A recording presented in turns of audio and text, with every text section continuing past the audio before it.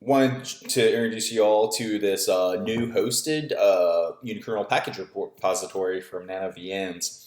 For those of you who have been using ops nanos for the past couple of years, we've got packages, right?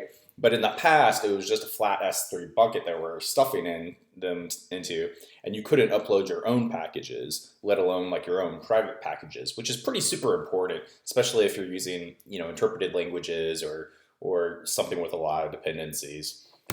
So you can see that we still have all the same packages that might have shown up in ops package list, and you can click into them and so forth and figure out what you have. You got your hash and so forth. You got the README if there's a README. Not all of them have them.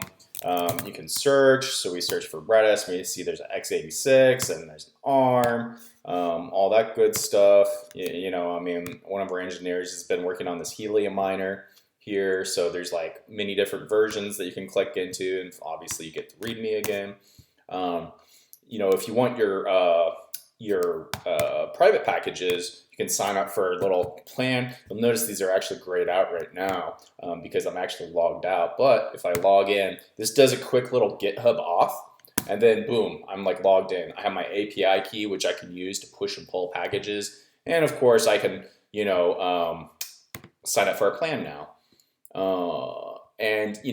If we go ahead and do my packages, which I have a plan. And we can do add package. So you can specify the version, specify whether it's private or public, upload the package, all of that good stuff.